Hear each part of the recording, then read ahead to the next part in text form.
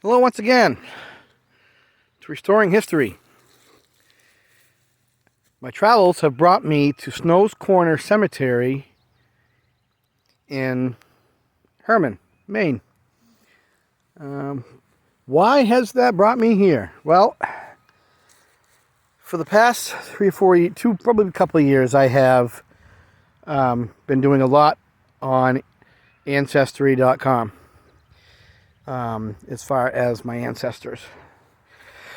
Now, I wish I could call the Bagley family, as far as generationally and DNA and things like that, blood. I am not a Bagley by blood. I wish I was. I'll tell you, Dad's family has, they've been, obviously they've been family through these last 51 years of my life. So, and I wouldn't replace them for anything. But, I shouldn't say but, however, it's important for me, especially since last year I had, with my cancer. And as I've gotten older, you start thinking about different things. And I started wondering about my biological father's side of the family. I have been in contact with him a few times. We have spoke. And so, it's something that's important to me to find out where I came from. This does not negate or take away from me being a Bagley, because it doesn't. But I do want to know who my father's family was. Hence why I'm here. Francis E. and Elsie E. Davis. These are my paternal grandfather and grandmother. I never knew them. I don't know the story. Maybe someday, if I get a chance to sit down with my half-sisters or even my biological father, I may find out who they were.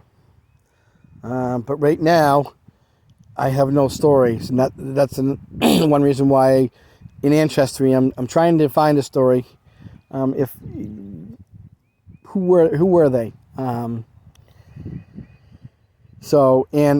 Elsie just died in 2014, which is only 8 years ago. Looks like my paternal grandfather passed away when I was 4.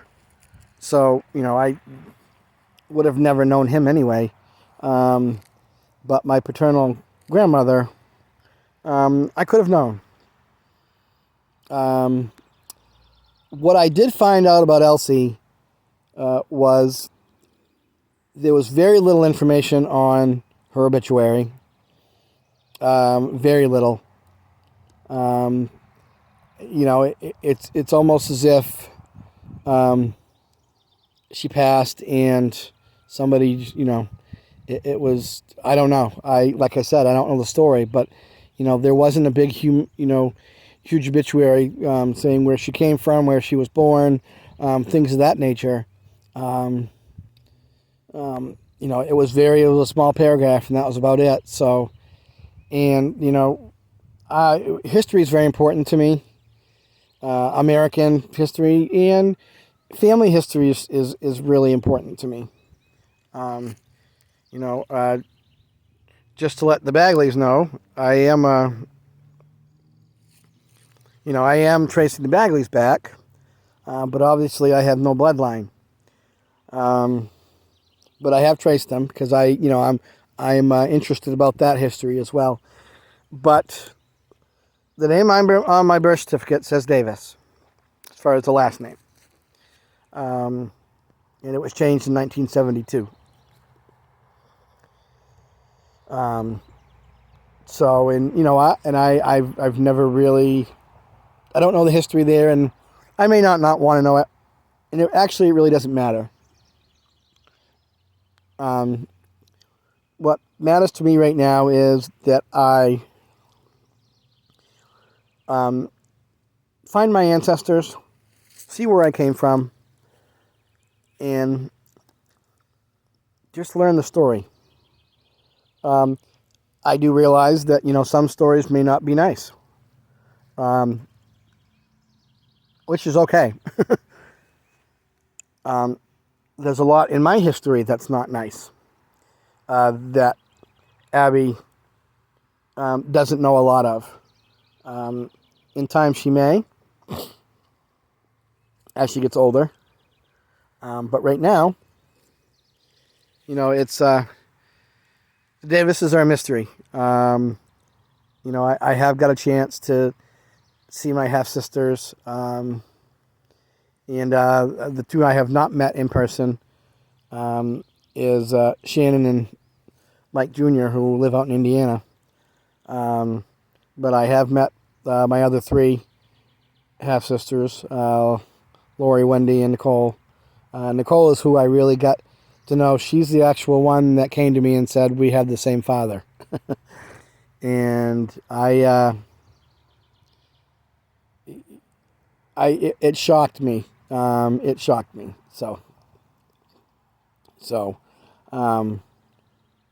But I had known before then anyway. It was shocking to meet, somebody who's, who was my blood.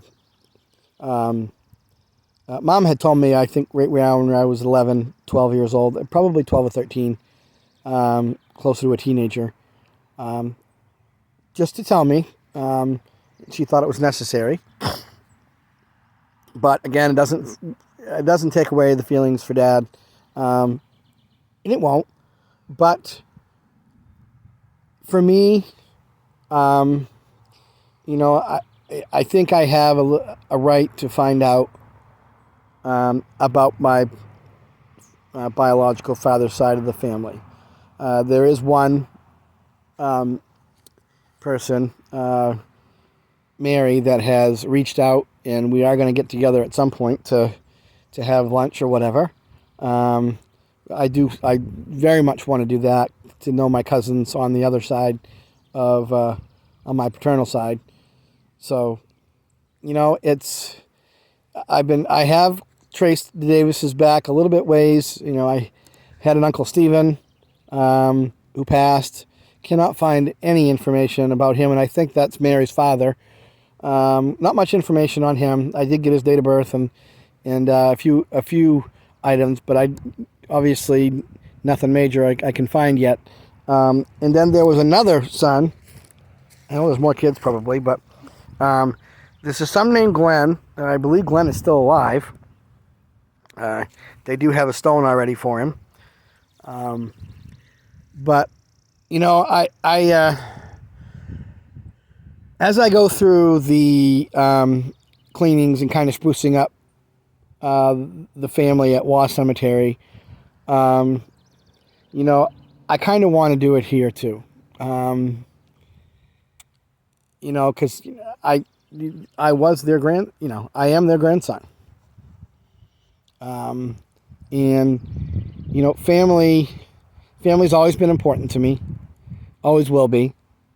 And these people are family, and they deserve to be known and to be remembered.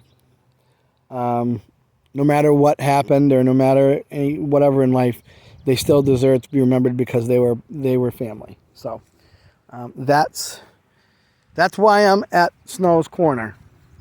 I don't know if I have any other family members in here.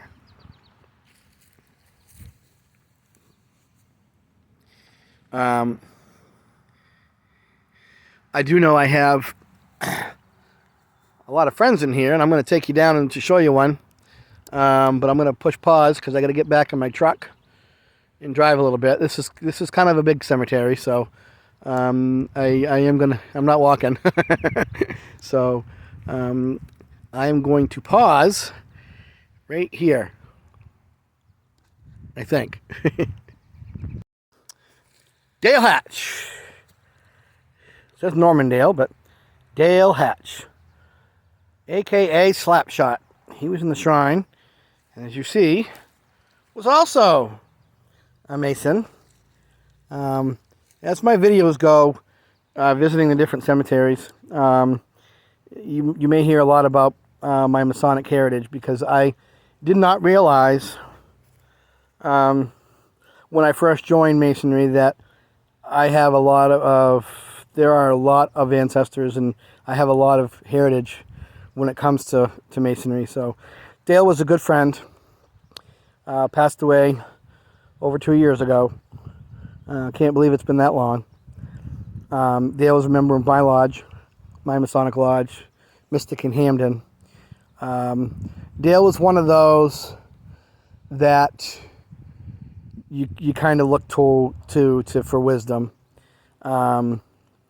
You know, when I joined Hamden, I had two that were very important in my Masonic upbringing, and that was Bob Gillihan and Herb Frost, both of Hamden. And when they passed, Dale kind of took over as the, for lack of a better term, Dumbledore or Gandalf. You know, he was that wise wizard that you went to. And Dale, like I said, he passed of cancer 2 years ago. So I did want to mention Dale. And you know what? The funny thing about, the good thing about this cemetery, like I said, it's big. I see all kinds of American flags. All kinds. I didn't see a whole heck of a lot in Levant. I see all kinds here. So next weekend, I'm going to, or next week, I'm going to call Levant to see if there's anybody that actually goes out and does it. You know, because I've got my family taken care of. But now every veteran's got to have a flag. And ultimately needs to have a clean stone so they can be honored. But it's like I said, it's a big cemetery. And Dale's kind of on a little bit of a knoll. I'll tell you, you know, it's kind of a nice spot. He's on a knoll, and he kind of, his stone stands out. And I'll tell you, Dale, I do miss our conversations. I do. So that's it from Snow's Corner. I may walk this later on this year. Like I said, I'm going to have a lot to do over at WA. I've got to go visit Clark's Hill in Stetson. I've got some family there. And then Mom and I are going to take a trip down to Wyndham area, down south, in Wyndham, Maine, where the good ones actually have a family cemetery there. But again, this was kind of the start of my Davis heritage, finding my paternal grandparents' plots, and I'm